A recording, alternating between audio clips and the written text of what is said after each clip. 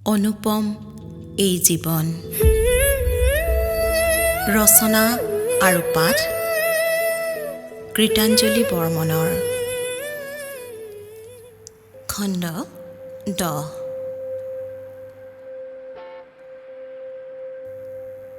চাহ খাই উঠি বৈদেহী আৰু জীয়াই পুনৰ যাত্ৰা আৰম্ভ কৰিলে।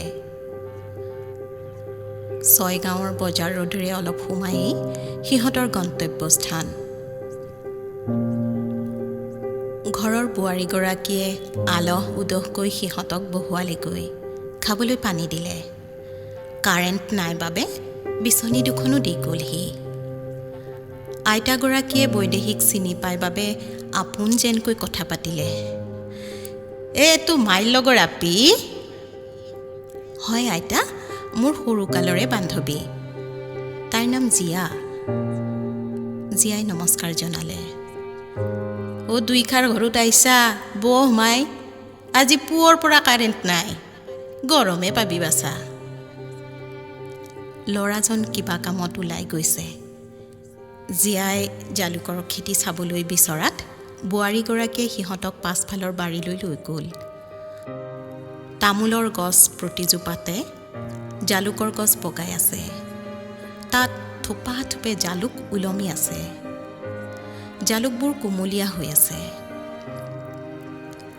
পুৰঠ নহ'লে জ্বলা হয়নে? জীয়াৰ প্ৰশ্নৰ উত্তৰত বোৱাৰীগৰাকীয়ে ক'লে, জ্বালা হয়, কিন্তু বেছিদিন ভালে নাথকে। পুৰঠ হ'লে উৱা পানীত অলপ সময় জিকাই থৈ ৰ'দত শুকাব লাগে, তিতা বছৰ বছৰ ধৰি ভালে থাকে দিয়ক। বাইদেউ আহোন ভিতৰত বহক, মই চাহ কৰোঁ। দুয়ো বাৰাণ্ডাতে বহিলে। বতাহ বলি আছে। বাহিৰতে ভাল লাগিছে বহি। ঘৰতে কৰা পিঠা লাৰুৰে চাহকাপ বৰ তৃপ্তিৰে খালে সিহঁতে। চাহ খাই থাকোঁতেই জিতেন আহি ওলালহি। দেৰি হোৱা বাবে দুখ কৰিলে। মই বান্ধিয়ে থৈছোঁ বাইদেউ, গাড়ীত উঠাই দিওঁ ৰ'ব।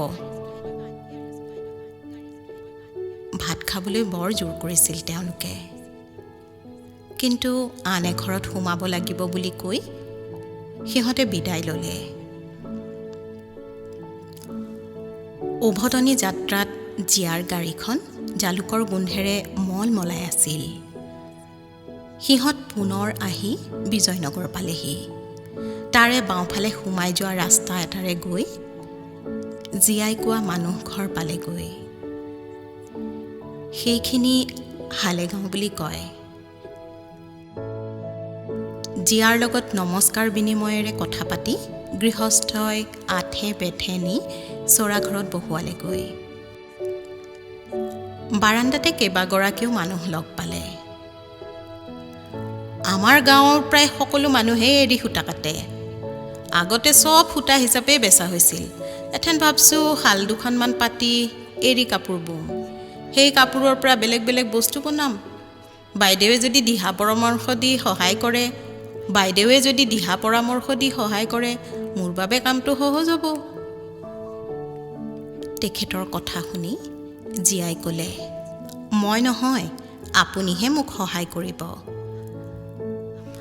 মই কিছু মহিলাক সংস্থাপিত কৰিব পাৰিম আপোনাৰ কামৰ জৰিয়তে। আমি কেওঁক কিছু নোহোৱা মহিলাসকলক সহায় কৰিবৰ বাবে এটা NGO খুলিছোঁ। তাৰে যিসকলে বোৱা কটা বা চিলাইৰ কাম জানে বা কৰিবলৈ আগ্ৰহ আছে, তেওঁলোকক সংস্থাপন দিব পৰা হ'ব। বৈদেহীয়ে বুজিলে জীয়া আচলতে NGOৰ কামতেই ইয়ালৈ আহিছে। NGOটো তাইৰ বাবে উশাহ নিশাহ যেন হৈ পৰিছে। অনবৰতে কামবোৰ কেনেকৈ আগবঢ়াব পাৰি তাকে চিন্তা কৰি থাকে।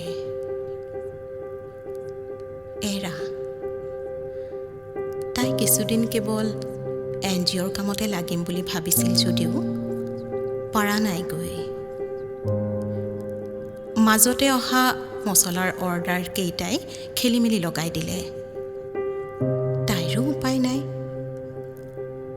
অনিমাই এটা নিৰ্দিষ্ট সীমালৈকেহে কামবোৰ সামৰিব পাৰে। বৈদেহীয়ে মনতে থিৰাং কৰিলে যে কিছু বস্তু সৰহকৈ ষ্টক কৰি দুদিনমান কেৱল এনজিঅ'ৰ কাৰণেই লাগিব। ভাবিলে আজি গৈয়ে আদা, হালধি, নহৰু, জলকীয়া সকলোবোৰ কিমান আছে চাই লৈ সকলো অৰ্ডাৰ কৰিব লাগিব। সেইখিনি গোটাই পিটাই দিলে দুদিনমান অনিমাই চলাব পাৰিব।